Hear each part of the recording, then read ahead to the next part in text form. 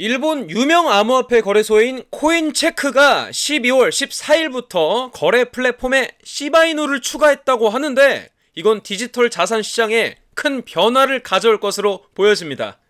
이번에 코인체크에 추가된 시바이누는 웹과 모바일 앱을 통해 쉽게 거래할 수 있게 되고 사용자들은 시바이누를 보내고 받고 사고 팔 수 있게 되는데 단 정확한 가격 정보를 얻기 위해선 코인체크 앱을 최신 버전으로 업데이트하는 것이 중요합니다. 더불어서 12월 15일부터는 코인체크의 NFT 마켓플레이스에서도 시바이누를 결제 수단으로 사용할 수 있게 됩니다. 코인체크는 2012년에 설립돼서 일본 암호화폐 시장에서 상당한 영향력을 발휘하고 있는데요. 사토시 하스오 CEO의 리더십 아래 지난 4년 동안 일본에서 가장 많이 다운로드된 암호화폐 앱으로 성장하게 됐습니다. 2018년에 코인체크는 대규모 해킹 사건을 겪기도 했는데 당시에 약 5억 3천만 달러 상당의 램 토큰이 도난당한 일도 있었어요. 코인체크가 시바이누를 추가한 건 일본의 다른 거래소들도 비슷한 방향으로 움직이고 있다는 신호로 해석이 됩니다.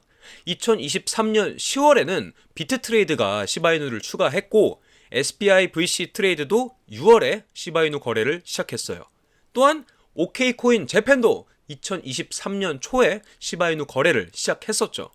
이렇게 여러 일본 거래소가 시바이누를 채택하면서 이 인기 있는 밈코인에 대한 관심이 점점 더 높아지고 있는 것을 확인할 수가 있습니다.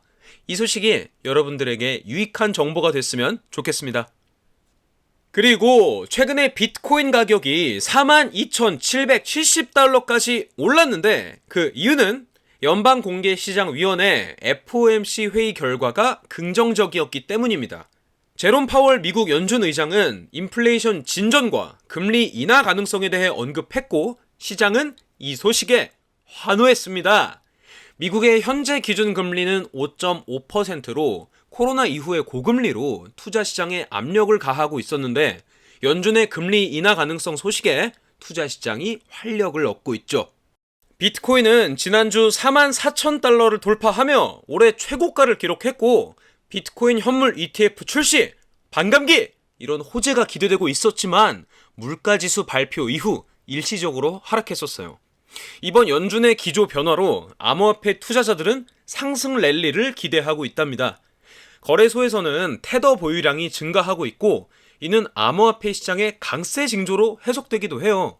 거래소 보유 비트코인도 줄어들고 있어 이는 투자 자금 유입과 비트코인 장기 보유자 증가의 신호로 볼 수가 있습니다.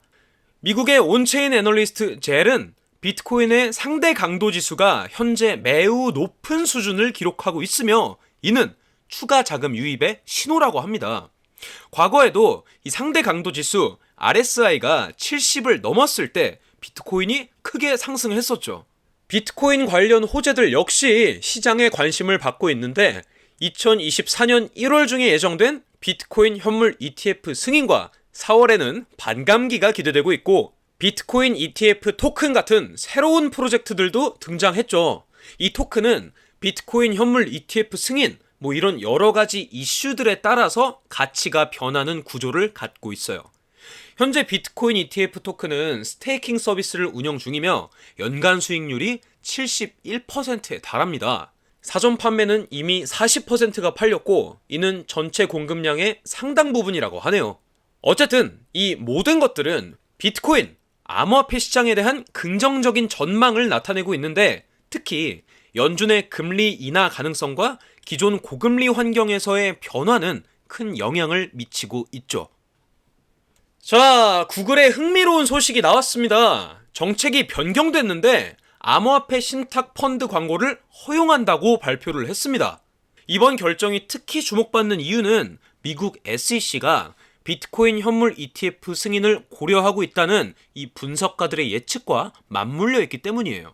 구글의 이 정책은 내년 1월 29일부터 시작되는데 주로 미국 내에서 암호화폐 신탁을 제공하는 광고주들에게 적용이 된다고 해요. 구글의 이 정책에 따라서 광고를 하고 싶은 회사들은 몇 가지 요건을 충족해야 한다고 하네요. 이 중에 가장 중요한 건 그들이 활동하고 있는 지역의 법률을 잘 지키고 있어야 한다는 점이죠. 이번 구글의 변화는 큰 의미가 있어요. 사실 구글은 2018년 3월에 암호화폐 광고를 전면 금지를 했었는데 이후로 조금씩 규제를 완화해오고 있거든요.